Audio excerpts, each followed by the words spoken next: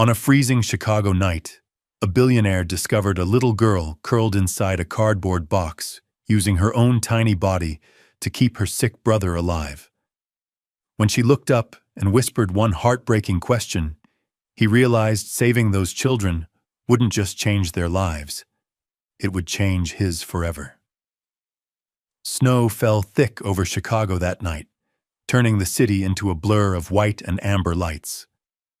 Inside the Grand Aurora Hotel, warmth and luxury spilled beneath crystal chandeliers, where Chicago's most powerful people gathered to celebrate one man. Cillian Vale, the billionaire architect who had rebuilt half the skyline. Champagne glasses clinked, cameras flashed.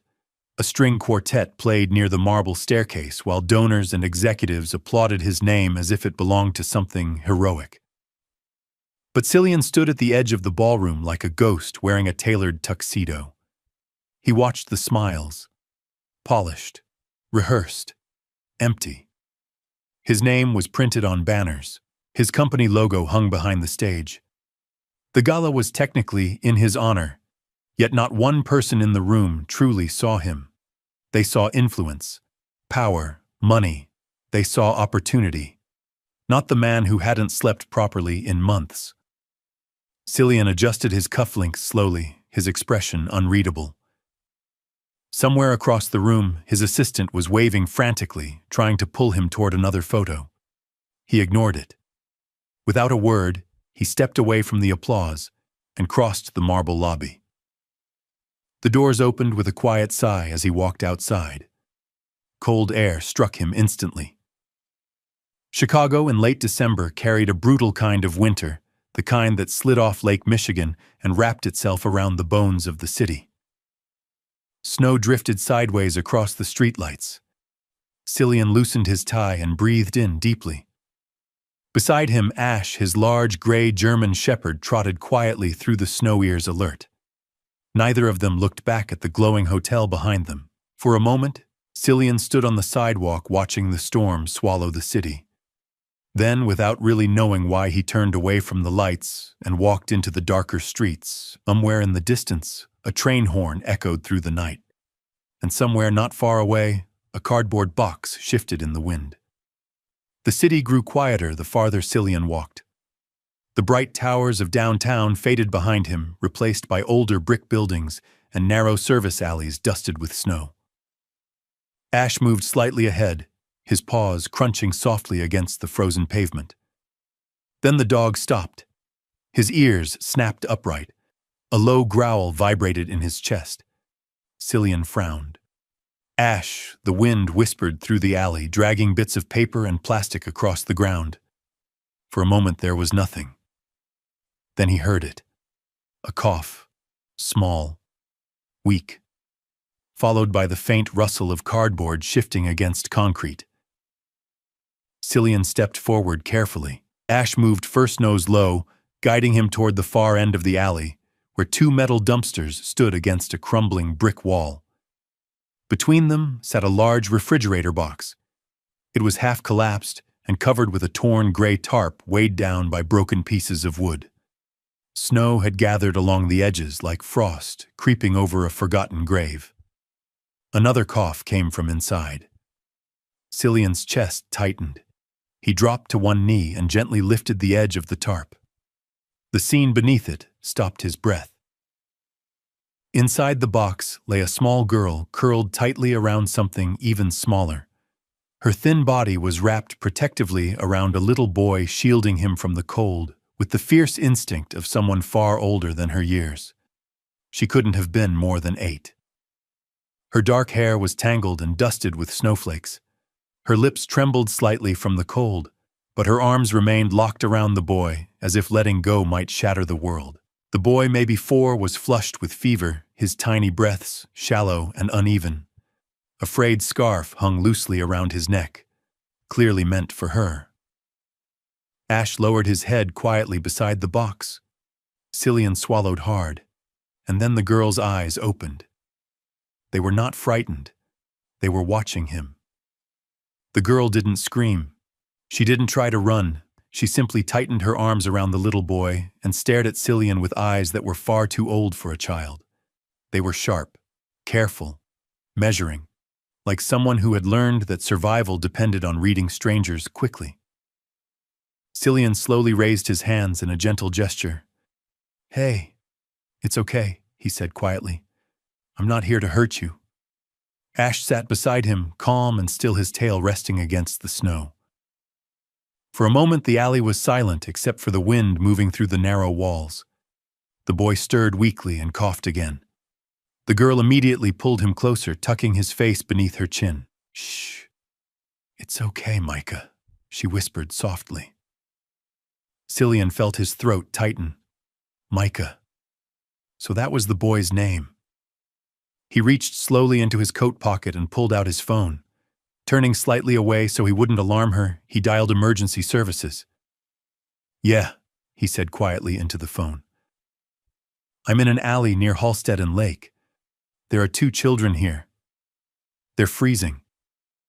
The dispatcher's voice came through crisp and professional. "If minors are involved, Sir Social Services will need to take them into temporary protective custody.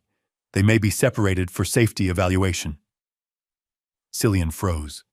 Separated. Behind him, the girl's eyes had narrowed. She had heard enough. Her arms locked tighter around Micah like steel. Then she spoke. Her voice was hoarse from the cold, but steady. "You're going to let them split us up," she said. Not a question, a statement. Her gaze never left his face. "Aren't you?" The words hit harder than the winter wind. Cillian slowly lowered the phone. For the first time that night, the billionaire who owned half the city realized something simple and terrifying. This little girl didn't need charity. She needed someone to choose her. The wind slid through the narrow alley like a blade, carrying thin spirals of snow that scratched across the pavement and whispered against the cardboard walls of the box.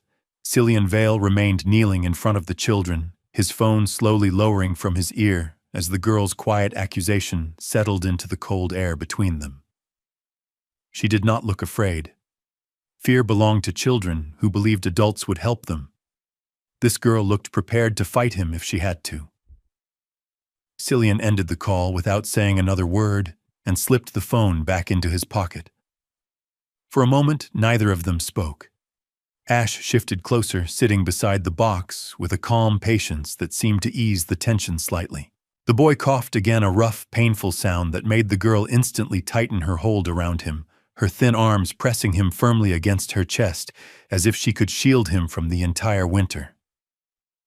Cillian slowly removed his wool coat and placed it gently beside the edge of the box. "He's burning up," he said softly. "He needs warmth." The girl's eyes flicked toward the coat, but she did not move to take it. Instead, she studied him with an unsettling focus, the kind that suggested she had learned to measure people by what they did rather than what they said. "What's his name?" Cillian asked carefully. The girl hesitated before answering. "Micah." The boy stirred weakly in her arms when he heard his name, his feverish breathing shallow and uneven. The scarf wrapped around his neck was clearly too large for him, and Cillian realized it must have belonged to her. She had given up her only protection against the cold. "And you?" he asked. Another pause followed, longer this time. "Ilara." The name came out almost like a test. Cillian nodded slowly, accepting it with quiet respect. "Ilara?" "I'm Cillian." Her gaze did not soften. "You didn't answer my question," she said. The words were calm, but they landed with weight. For a moment, Cillian said nothing. He simply looked at the 2 children curled together in a cardboard box in the middle of a Chicago winter. In the world he came from, problems had solutions written in contracts and numbers. But nothing in that world had prepared him for this moment. Finally he spoke. "No," he said quietly. "I'm not going to let them separate you." Ilara watched him for several long seconds, searching his face the way someone might search a locked door for cracks. Then she asked the question that would stay with him for the rest of his life. Promise. Cillian didn't hesitate. I promise.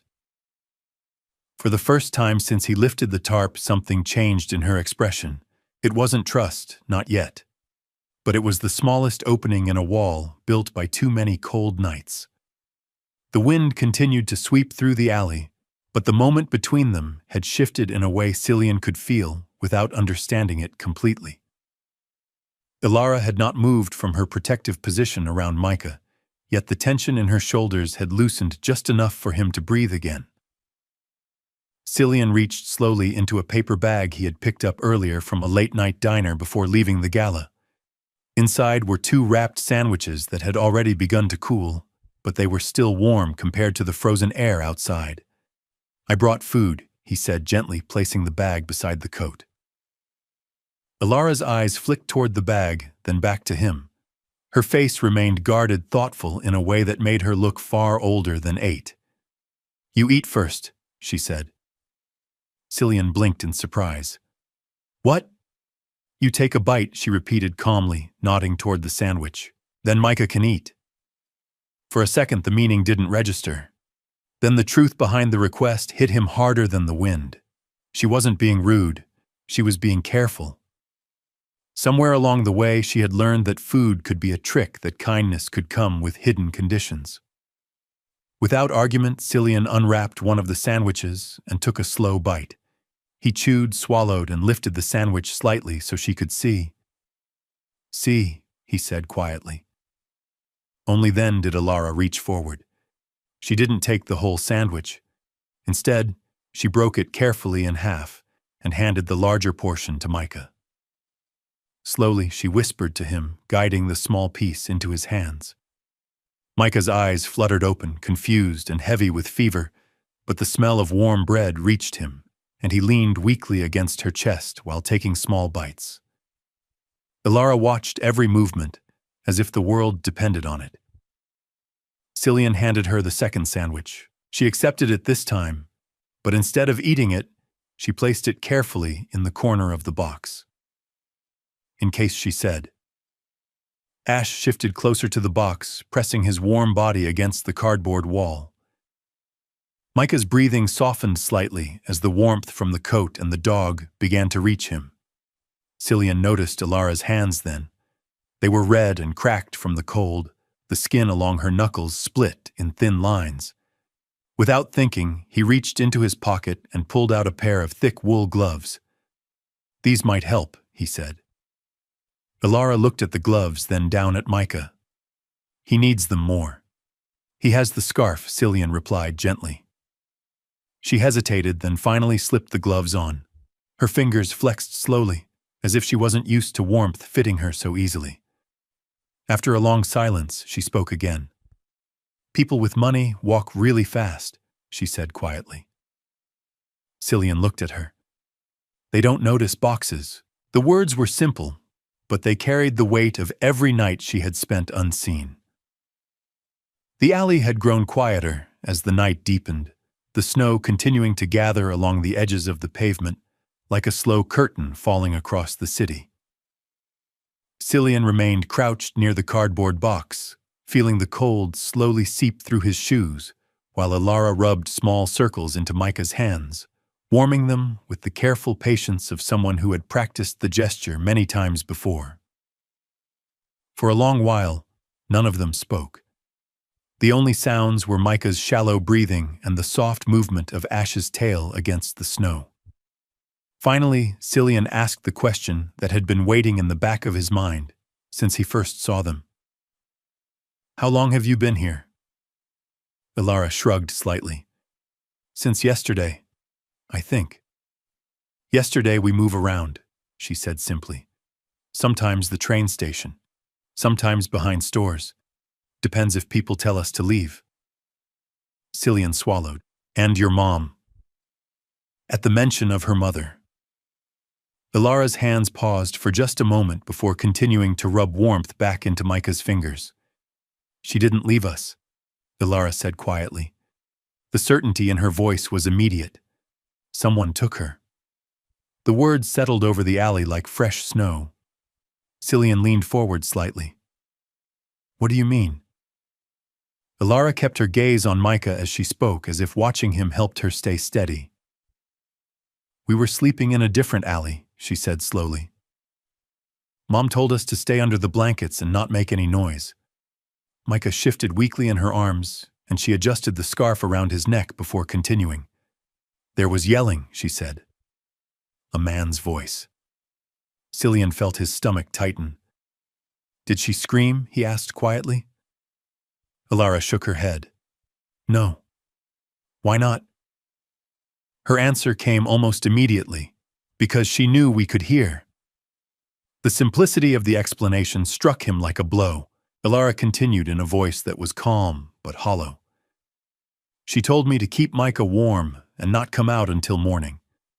I waited for a long time, but she didn't come back." The wind swept through the alley again, rattling the tarp above them. Cillian looked down at the small boy sleeping against her chest, and then back at Ilara. "Do you know the man?" he asked. She hesitated. "I didn't see his face," she said, "but I heard his boots. Boots, they stepped on glass when he left." For a moment, Cillian said nothing.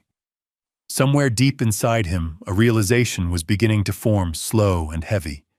This wasn't just a case of lost children. Something had happened here.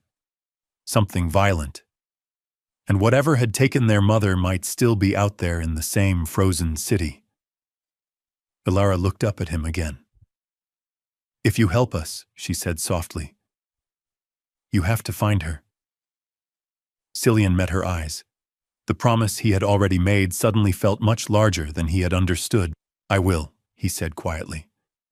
And for the first time that night, Ilara nodded.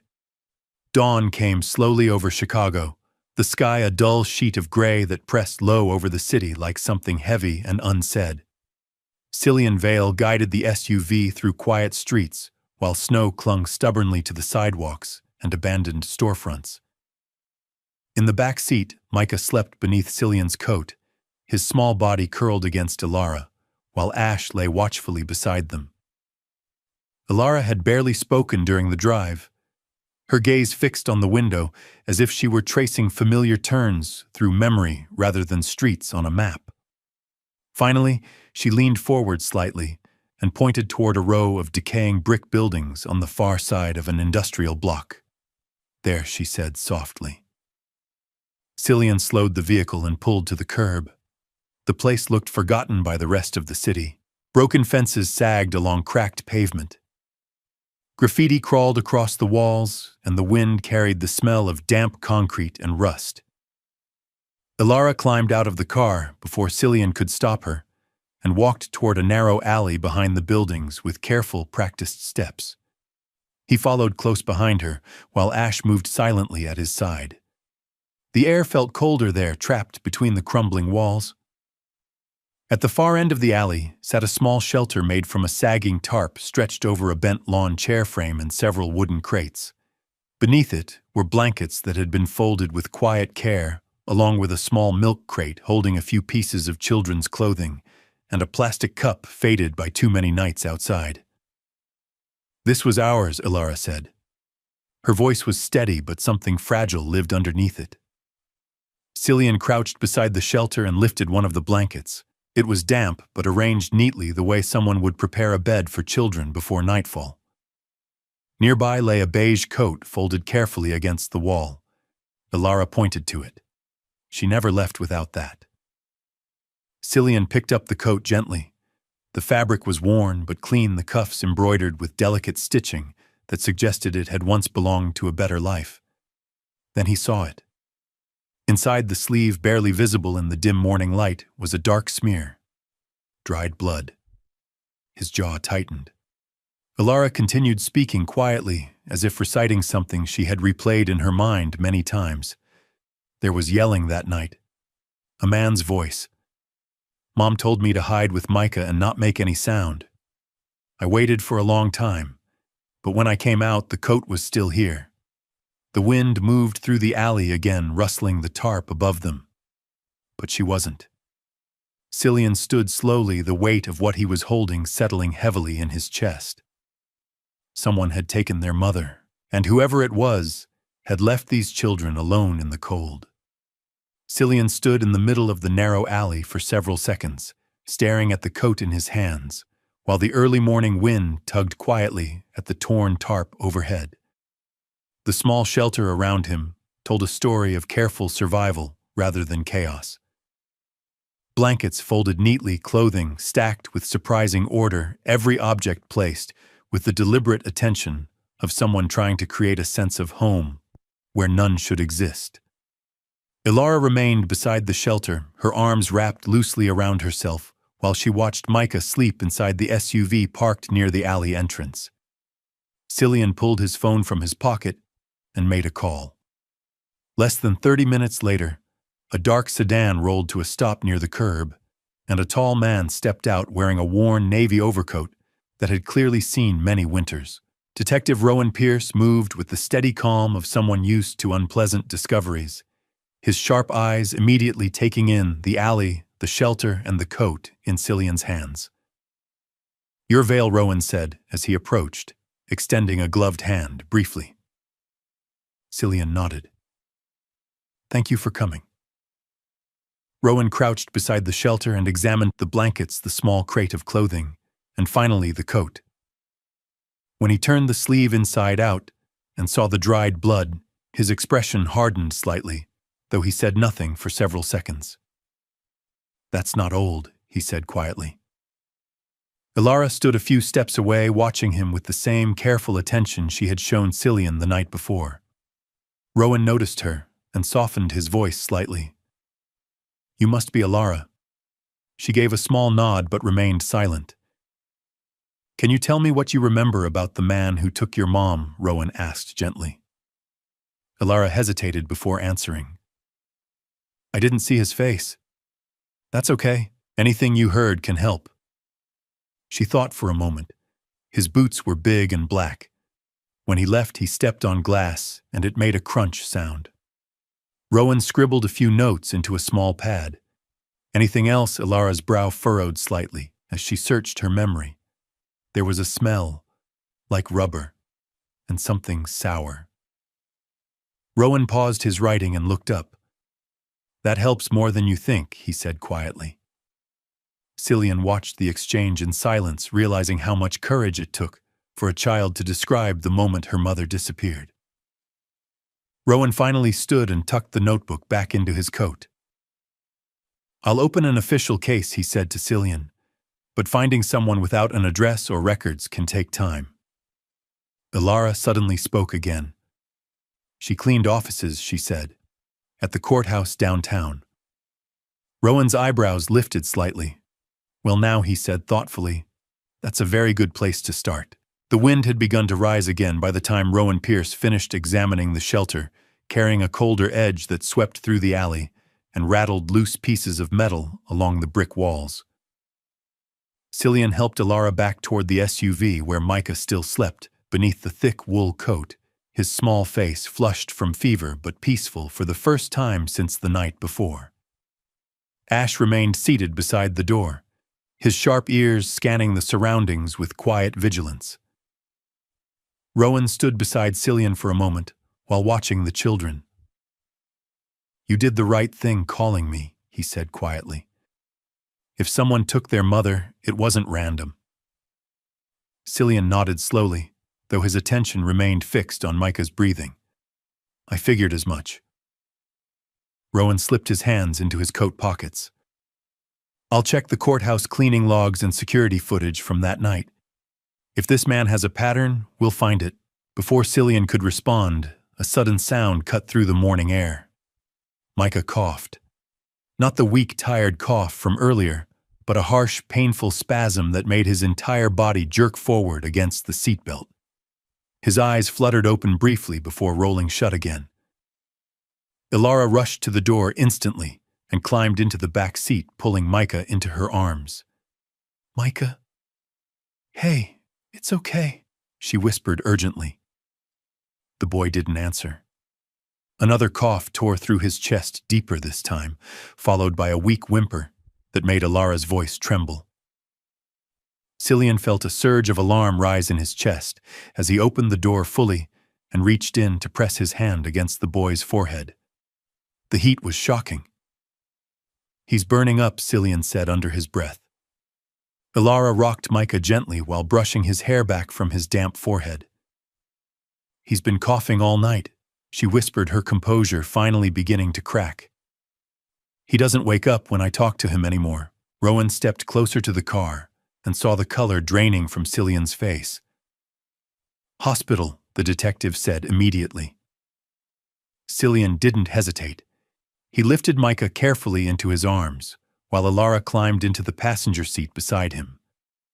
The boy's body felt far too light, his feverish breathing shallow against Cillian's shoulder. As the SUV roared to life and pulled away from the curb, Ilara leaned forward with both hands gripping the back of Micah's coat. "Please," she whispered, her voice barely audible over the engine. Cillian glanced at her in the rearview mirror. Her eyes were wide with the fear she had been holding back all night. "Please don't let him stop breathing." Cillian tightened his grip on the steering wheel and pressed harder on the gas. "We're getting him help," he said firmly. And for the first time since he met her, Ilara allowed herself to believe him. The hospital lights felt brutally bright after the dim gray morning outside. Cillian Vale carried Micah through the emergency entrance with quick, steady steps, while Ilara hurried beside him, one hand gripping the sleeve of his coat, as if letting go might cause the world to fall apart again. Nurses moved quickly the moment they saw the boy's flushed face and labored breathing. A stretcher appeared almost instantly, and a young doctor began asking questions in the calm but urgent tone that belonged to people who worked around emergencies every day. "How long has he had the fever? Since last night," Cillian answered. "Any known medical history?" Ilara shook her head quickly, clutching Micah's hand, while the nurses tried to guide the stretcher toward the treatment rooms. "No," she said. "He stays with me." The nurse paused gently. "Sweetheart, we just need to examine him." But Ilara's panic flared instantly. She tightened her grip on her brother's sleeve, her small shoulders rigid with determination. "No," she repeated, her voice shaking now. "He stays with me." Cillian stepped forward before the situation could spiral further. His voice remained calm, but there was a firmness in it that made the nurse pause. "They stay together," he said. The nurse glanced up at him, clearly preparing to explain hospital procedure, but then she saw his last name on the intake form. Vale. Recognition flickered across her face. "If you're taking responsibility for the child, we'll need a temporary emergency sponsor signature," she said. Cillian didn't hesitate. "Where do I sign?" Within minutes, he had filled out the paperwork that allowed him to remain with the children during treatment. Ilara never left Micah's side while doctors checked his breathing, placed a mask over his face, and started fluids to bring down the fever that had been climbing all night. The tension in the room slowly eased as the medicine began to work. Micah's breathing steadied little by little, and the harsh cough softened into something weaker and less frightening. Ilara remained beside the bed the entire time, her hand resting gently against Micah's hair, as if she were afraid the moment she moved, he might disappear. Finally, the doctor returned with a quieter expression. "He's stable," she said. "Severe fever and dehydration, but we caught it early." Ilara exhaled for the first time in hours. Cillian leaned against the wall, slightly realizing how tightly his chest had been locked since the drive. "Just keep him warm and bring him back tomorrow for a follow-up," the doctor continued. Ilara nodded slowly, her voice barely above a whisper. "Okay." For the first time since the alley, hope began to feel possible. The snow had begun falling again by the time Cillian's SUV turned away from the city and onto the long winding road that climbed toward the wooded hills overlooking Chicago. The heater hummed softly inside the vehicle while Micah slept against Ilara's shoulder, his breathing finally steady beneath the blanket wrapped around him. Ash rested beside them, his large body pressed protectively against the boy's legs, as if the dog understood that the fragile calm inside the car had been hard-won. Neither child spoke during the drive. Ilara simply watched the snow slide across the windows as the buildings slowly gave way to quiet stretches of trees and distant lights. When the tall iron gates finally appeared ahead, rising from the storm like something out of another world, she leaned forward slightly in her seat. "Is this someone's house?" she asked. Cillian glanced at her through the mirror. "It's mine," he replied quietly. The gates opened with a slow, mechanical groan, revealing a long driveway that curved upward through snow-covered pines until the mansion appeared at the top of the hill. The house was a massive structure of glass and stone, its windows glowing warmly against the darkness, while snow drifted across the surrounding forest. Ilara stared at it with an expression that held no excitement, only cautious disbelief. The SUV rolled to a stop beneath the front overhang, and Cillian stepped out first, moving around the vehicle to open the passenger door. Cold air rushed in immediately, but he barely noticed as he reached carefully for Micah. "May I?" he asked gently. Ilara hesitated before nodding. Cillian lifted the boy slowly into his arms, surprised again by how light he felt. Micah stirred briefly, but did not wake as the warmth of the house surrounded them the moment the door opened. Inside the mansion was silent. The ceiling stretched high above polished marble floors, while soft lighting reflected off clean walls and carefully placed artwork. Everything looked perfect, ordered, untouched. Yet something about the space felt strangely hollow. Ilara stopped just inside the entrance, her small boots leaving damp prints across the floor as she looked around at the enormous room. "You sure this is okay?" she asked quietly. Cillian turned toward her. "You're safe here," he said. She studied his face carefully, searching for any hint of uncertainty. Then slowly she stepped farther inside. And for the first time in years, the silent house did not feel quite so empty. The kitchen lights glowed warmly against the snowy darkness outside while Cillian set Micah carefully on one of the wide couches near the fireplace. Ash immediately curled beside the boy, his large body acting like a living blanket, while Micah continued sleeping beneath the coat. Ilara remained close by, watching every movement, as if the fragile calm might vanish the moment she blinked. Cillian stepped into the kitchen and opened the refrigerator, staring inside for a moment, as if it were a puzzle he wasn't quite sure how to solve. His life had always been built around meetings, boardrooms, and catered meals delivered in polished trays. The idea of cooking something simple for 2 children felt strangely unfamiliar. Eventually, he pulled out bread, cheese, butter, and milk. He placed a skillet on the stove and turned the burner on, the quiet hiss of heat filling the room. Ilara climbed onto one of the tall stools at the kitchen island, her small chin resting in her hands as she watched him work with careful curiosity. The butter melted too quickly. The first slice of bread burned before he realized it. Ilara raised one eyebrow. "You're supposed to flip it before it smells funny," she said calmly. Cillian glanced at the pan, then back at her. Noted. The second attempt went better. The bread turned golden instead of black, and the cheese softened into the warm center of the sandwich. He placed the finished grilled cheese on a plate and slid it toward her, along with a glass of warm milk. Ilara looked at the food for a long moment, before nudging the plate gently toward the couch. "Micah eats first," she said.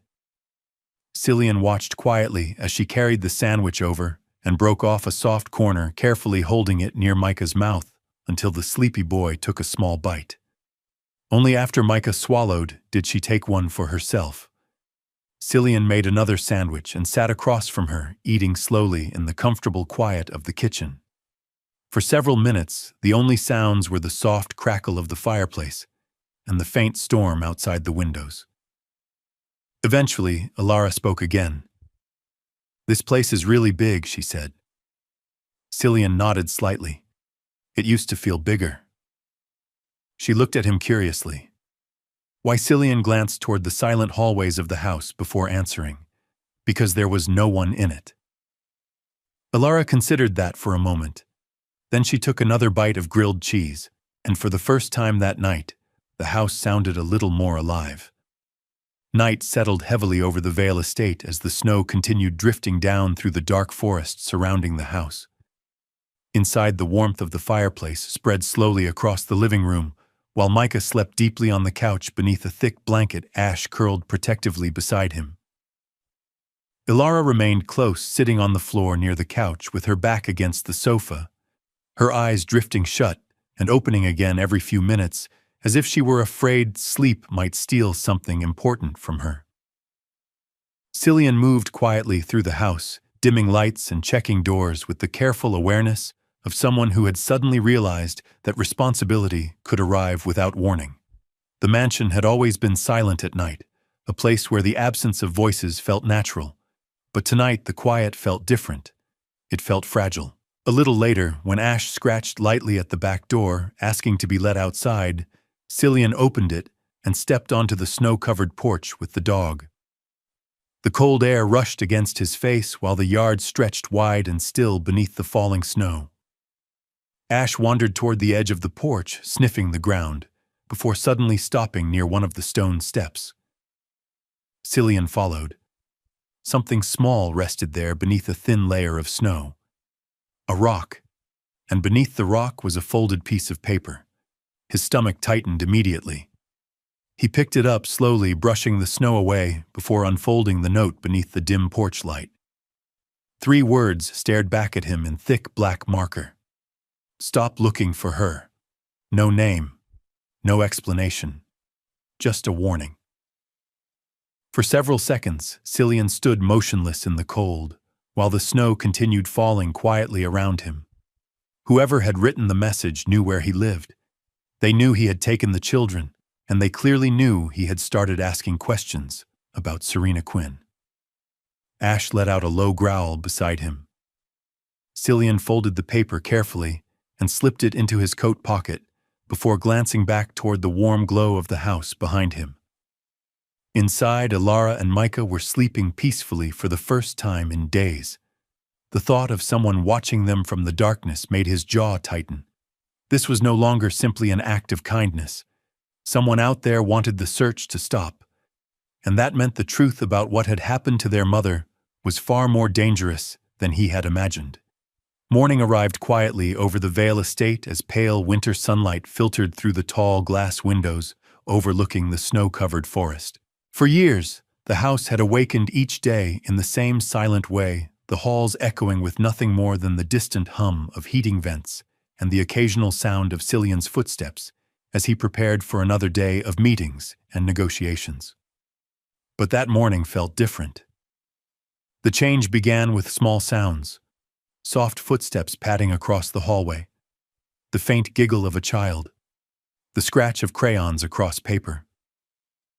Cillian stood in the kitchen doorway watching the scene unfold with a strange sense of disbelief. Ilara sat at the large wooden dining table wearing one of his oversized flannel shirts that nearly reached her knees. Her hair still tangled from sleep, while she concentrated deeply on a drawing spread across several sheets of printer paper.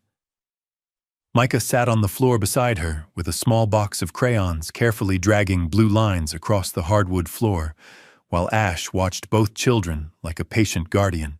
Cillian leaned against the doorframe and felt something unfamiliar stir in his chest. Life.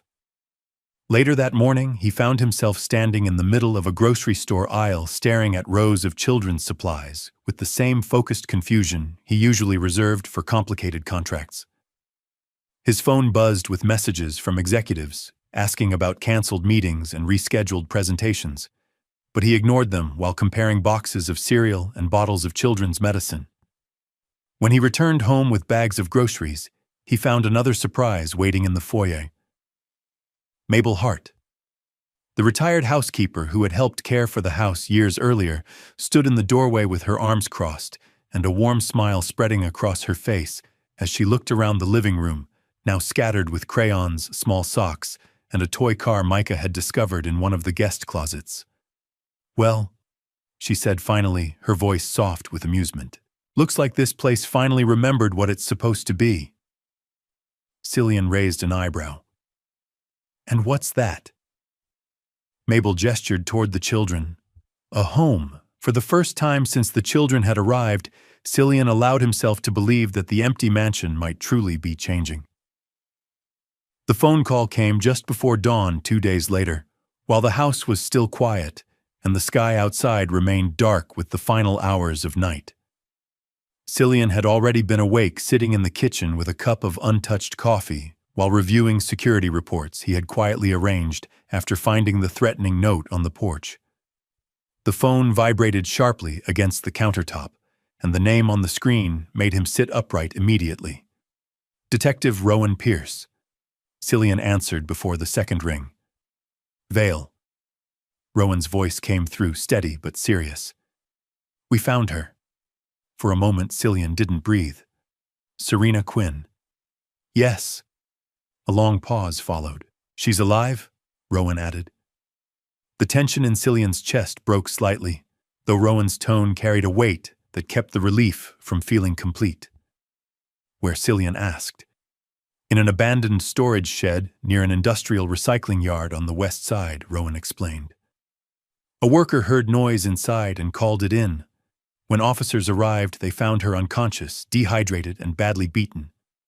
Cillian's jaw tightened. Is she? She's alive, Rowan repeated. Barely, but alive. They're taking her to University Hospital now. Cillian was already reaching for his coat. I'll be there. When he arrived at the hospital less than 40 minutes later, Rowan was waiting near the entrance to the intensive care unit. The detective's expression confirmed what his voice had suggested earlier. It had not been a gentle rescue. She's stable for now, Rowan said quietly as they walked down the hallway together. But she's been through a lot. They entered a small hospital room filled with the steady rhythm of medical machines. Serena Quinn lay in the center of the bed, her face pale and bruised, while tubes and wires ran across her arms and chest. For several seconds, Cillian simply stood there, taking in the fragile sight of the woman whose children had spent nights freezing in an alley while waiting for her to return. Then her eyes opened slightly. Her voice came out cracked and weak. Where are my babies? Cillian stepped forward gently. They're safe, he said softly. Tears spilled down Serena's bruised cheeks immediately. You found them, she whispered. Cillian nodded. Yes. Her body trembled with quiet sobs. Thank God, she breathed, and in that moment Cillian realized the story of that frozen alley was only the beginning of something far larger than he had expected. Later that evening, the hospital hallway felt strangely quiet as Cillian guided Alara and Micah toward Serena's room. The fluorescent lights hummed softly above them, while Ash padded close beside the children, sensing the tension in the air. Alara walked ahead, with small, careful steps, her fingers gripping the edge of Cillian's sleeve, even though she tried not to show how nervous she was. When the door opened, the room seemed to freeze for a moment. Serena Quinn was sitting slightly upright in the hospital bed, pale and fragile but unmistakably alive. Her eyes widened the instant she saw the two small figures standing in the doorway. Alara, Micah. The sound of their names broke something open inside the room. Alara didn't hesitate. She ran forward and climbed onto the side of the bed, wrapping her arms tightly around her mother, while Micah followed seconds later, pressing himself into Serena's shoulder. The three of them held each other in a trembling knot of relief and disbelief as tears streamed down Serena's face. I thought I lost you, she whispered through broken breaths. Alara shook her head quickly, her voice muffled against her mother's hospital gown. I kept Micah warm, like you said. Serena's arms tightened around both children. You did exactly right, she murmured. Cillian remained near the doorway watching the reunion unfold, understanding that some moments belonged only to the people who had fought hardest to survive them. Serena eventually lifted her eyes toward him through her tears. You saved them, she said softly. Cillian shook his head. They saved me too. Serena recovered slowly during the following days, but the peace surrounding the reunion did not last long. Detective Rowan Pierce arrived at the hospital one afternoon, carrying a thin folder that immediately darkened the mood in the room. His name is Gideon Cross Rowan explained, as he set the documents on the small table near Serena's bed. Your former partner. Serena's hands trembled slightly at the sound of the name. He's already hired a lawyer, Rowan continued, and he's claiming parental responsibility for the children. The words settled heavily in the air. Cillian frowned. After what he did, Rowan nodded grimly. People like Cross know how to twist the system. He's claiming Serena is unstable and unfit to raise them. His lawyer is pushing for a custody review.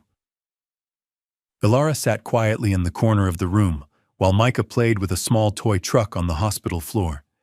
But Cillian could see the way her eyes moved carefully between the adults as she tried to understand what was happening. Serena looked toward her children and then back at Rowan. I won't let him take them, she said firmly, though her voice shook slightly. You won't be fighting alone, Rowan assured her. Cillian stepped forward beside the bed. He's not getting near those kids again. Rowan gave a slow nod. I believe you, he said. But if he pushes this into court, we'll need more than promises. For the first time since the rescue, the shadow of Gideon Cross had returned to the story. And this time he was coming through the law. The supervised visitation room inside the courthouse felt colder than the winter outside. Gray walls, plastic chairs, and a single ticking clock created an atmosphere that seemed designed to drain emotion from every conversation. Cillian sat beside Ilara and Micah while a social worker stood near the door with a clipboard carefully observing the room. Ilara held Micah's hand tightly. When the door finally opened, Gideon Cross stepped inside. He looked polished and calm in a dark coat, his smile smooth and rehearsed. But the moment Ilara saw him, her entire body stiffened. Micah instinctively moved closer to Cillian. Look at you two, Gideon said softly as he approached. You've gotten so big. Neither child responded. He crouched slightly, reaching into his pocket. I brought candy. Your favorite. Cillian immediately stepped forward. Don't. Gideon's smile thinned. I have every right to see my kids. You lost that right, Cillian replied quietly. For several tense minutes, Gideon attempted polite conversation while the social worker watched carefully, but the mask began to slip the moment Micah started coughing again. Gideon suddenly stood and reached forward impatiently. Come here, boy. Micah shook his head and tried to pull away. Gideon grabbed his arm. Ilara screamed. Cillian reacted instantly, grabbing Gideon's wrist and forcing him to release the child as the door burst open behind them. Detective Rowan Pierce entered with two officers already moving forward. Gideon Cross Rowan announced calmly, You're under arrest for violating a protective order and endangering a minor. As the officers pulled him away, Gideon shouted one last bitter threat. You'll never keep them. But the door slammed shut behind him, and for the first time since the nightmare began, the children were truly safe. That night, the mansion felt quieter than usual, but it was a peaceful kind of quiet, rather than the hollow silence it once carried. Snow drifted slowly past the tall windows, while the fireplace filled the living room with a warm orange glow. Micah had fallen asleep early, curled beneath a blanket beside Ash, his breathing soft and steady after the long day. Ilara remained awake, sitting cross-legged on the edge of the couch, while Cillian dimmed the lights around the room. For several minutes, she watched him silently, her small hands twisting the corner of the blanket, as if she were gathering the courage to ask something important. When Cillian finally turned toward her, she spoke in a careful voice that carried more weight than any courtroom decision. Can I ask you something? Anything, he said gently. Ilara hesitated, her eyes searching his face the way they had the night they first met in the alley. If I call you Dad one day, will you still be here the next? The question was not childish curiosity, it was fear wrapped in hope. Cillian knelt beside her without hesitation and met her eyes. Yes, he said quietly, every next day. For the first time, Alara allowed herself to smile. 2 weeks later, the courthouse felt calmer than anyone expected. Winter sunlight filtered through the tall windows, while Judge Eleanor Callahan reviewed the documents placed neatly before her. Serena Quinn sat beside her children, still recovering but stronger now, while Cillian stood a few steps away, waiting for the final words that would determine what happened next. The judge looked toward him thoughtfully. "You understand what guardianship means, Mr. Vale?" she asked. Cillian nodded slowly. "It means showing up," he replied. "For the hard days and the ordinary ones. It means they never have to wonder where they belong again." Serena reached for Alara and Micah's hands, her voice steady when she spoke. "I trust him with my children," she said. The courtroom grew still. Judge Callahan smiled faintly and tapped her gavel once. "This court grants legal guardianship to Mr. Cillian Vale with full consent of the children's mother. The family will remain united under his protection." There was no applause, only a quiet wave of relief that seemed to pass through the room. Alara slipped her hand into Cillian's, and this time she didn't let go. Life slowly found its rhythm after the hearing. Serena moved into a small house not far from the Vale estate where she could rebuild her strength while still seeing the children every day. The shadow of Gideon Cross faded after his arrest and the permanent restraining order that followed. Winter softened into early spring, and the once silent mansion began to fill with sounds that had never lived there before. Micah's laughter echoed down the hallways while Ash chased toys across the living room floor. Alara spent afternoons drawing at the kitchen table while Cillian pretended he was not secretly learning how to braid hair by watching tutorial videos late at night. One evening she handed him a drawing. In bright crayon colors, she had drawn the house, the dog, Micah, Serena, and one tall figure standing beside them all. Above the picture, she had written 3 simple words: "Our family home." Cillian looked down at the page, feeling something warm settle quietly inside his chest. Alara leaned against him. "Thanks for staying," she whispered. Cillian smiled softly and placed an arm around her shoulders. Because sometimes the greatest thing a person can do is not rescue someone once. It is simply choosing to stay. Did this story move you? Share your thoughts in the comments and rate this story from 1 to 10. Don't forget to like, share, subscribe to the channel, and click the bell icon so you don't miss other heartwarming stories. Click on the last screen to see the next emotional chapter waiting for you. See you in the next story.